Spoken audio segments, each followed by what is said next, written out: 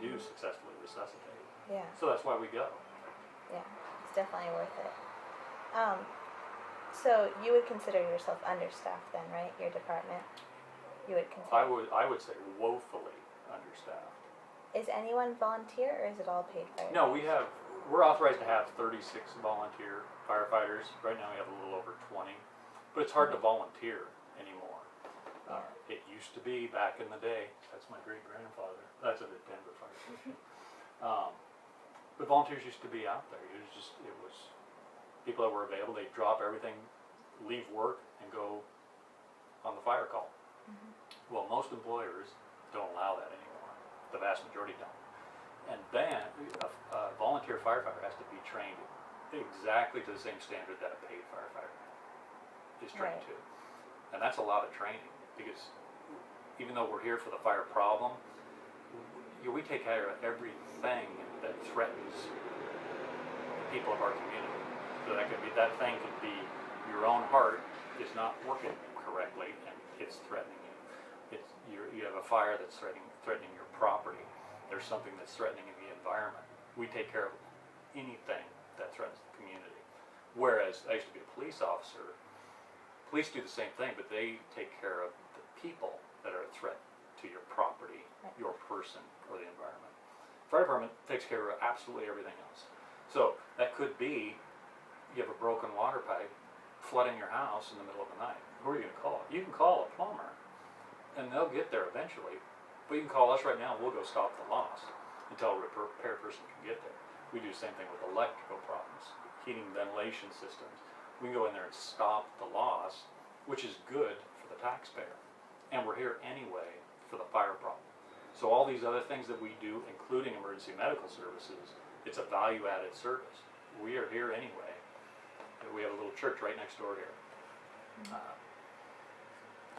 Back in the day, before fire departments, at least the Chico Fire Department, went on these medical calls, for example, somebody could drop dead next door here, and the firefighters would just be sitting there, waiting to go on a fire.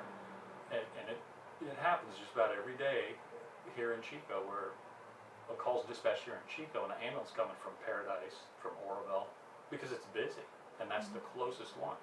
Does it make any sense to just have the firefighter sitting here, waiting to go to a fire? No. No. And the thing is, we'll take care of that emergency, and as soon as the ambulance gets there, if there's a fire or something that comes in, we immediately leave and go take care of the next problem. Okay. It's a good value. Yeah, definitely. So if you had more money, what would you use it for then? To hire more firefighters, or would it be for trucks or? No, we'll figure out the vehicle Yeah. part. We can actually, we have a budget to replace vehicles. Again, we keep them for a number of years, like I just spoke about.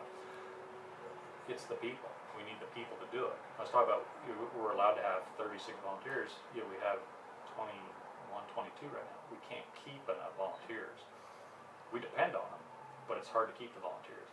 So I would go for more firefighters. If the standard is 4 firefighters as a minimum on every fire engine, every ladder truck. But our ladder truck has 4 on it as a minimum, but our engines only have 3. And we work closely with CAL FIRE, which they've got 3 stations here in the Chico area. And we send whoever's closest to go help. But they run generally, except during fire season, which is 2 people. It's not enough people. In fact, I'm working on something right now for the grand jury. They're asking, why do you send so many vehicles to a call? Well, it comes down to because there's not enough people on the vehicles. We go to a structure fire, the standard, they say you need to send a minimum of 15 people to a basic house fire. Little house across the street here, 15 people, firefighters. Jeez. Well, there's 22 things that we have to do the moment we arrive on a simple house fire. So there's a lot of overlapping duties. But when the standard's 4 people per apparatus, well, we can get to, if we're meeting the minimum standard, we could do that with 3 engines in a truck. That actually gets us 16 people. But here, when you're dealing with 2 or 3 on the engines, and only 1 vehicle in the whole metro area here of Chico that has 4, there's times we're sending 7 or 8 vehicles to get to that number 15. Yeah. So, of course, I would go for firefighters to cut to the chase. Do you have people wanting to be, people coming in and asking you to hire them, but it's just, you don't have the funding to hire them? Oh, all the time. Yeah, It's very competitive, and it's Yeah. become more so since 9/11. yeah. So you don't know how the elections will affect you don't know, like, any props or specific cuts that they're making with the election, like, depending on who, does that even affect you guys, the election, since you guys aren't with CAL FIRE? Well, it can, because I'm sure you hear about the state takes. Mm-mm. Like the RDA, or the redevelopment agency. Mhm. You know, we have local taxes that our folks agreed to put into redevelopment in this city. Well, Sacramento took it. They just took it to balance their budget. Okay, So stuff like that, even though it's happening at the state level, can impact us. RDA is a good example. Most people say that's racketeering. You know, somebody comes in and takes your money. That's against the law, right, except if Sacramento does it apparently.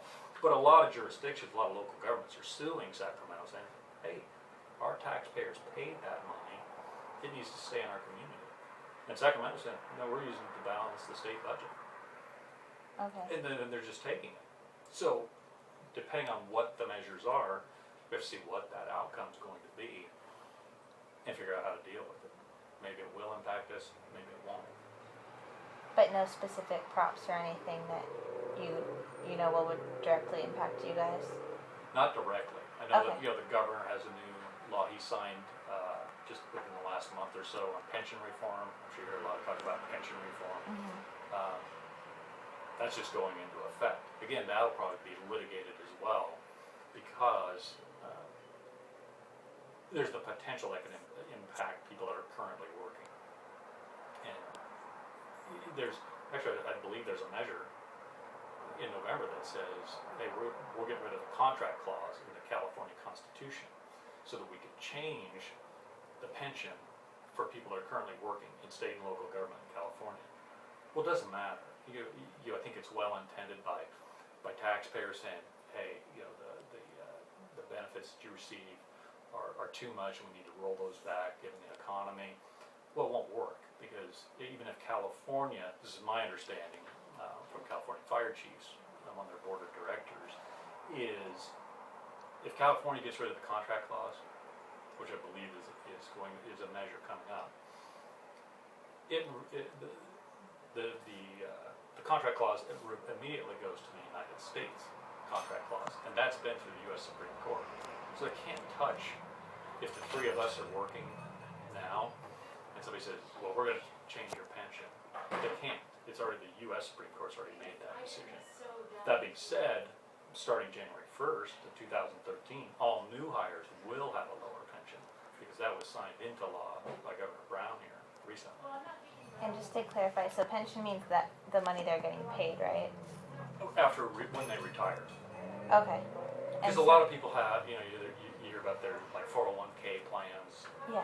your own, where maybe your employer matches it, a defined contribution plan. Well, a lot of government is a defined benefit plan as opposed to a defined contribution. Now, way back when, not even way back when, even when I was a kid, even the private sector, the big businesses, IBM, the big three motor companies, Xerox, all those the big companies, they all had defined benefit programs, and they've since changed them over to defined contribution. That's what they're trying to move the government sector to. Okay, that makes sense. So, the fires at the beginning of the school year, Mm-hmm. were you guys involved with that? We heard that they were not in Chico, but did you guys help out with that? Which ones? I mean, we have so many fires. I mean, we had fires around campus. Is Yeah. that what you're Oh, I talking heard There's about building the- fires, or I think the like big ones up north that we kept Oh, getting we the had all smoke of from. those. Yeah. Yeah. yeah. I don't know how long you've been up here, but if you were here in 2008, No, we were. Beginning of the school year. just this year. Yeah, just this Your this break. past couple months. Yeah. Okay. Well, let's see. 4 summers ago, we had a fire that started in Chico and just kept going Jeez. east and north, and 5,000 firefighters came to Chico, and we spent $91 million to put that fire out. One fire. Mhm.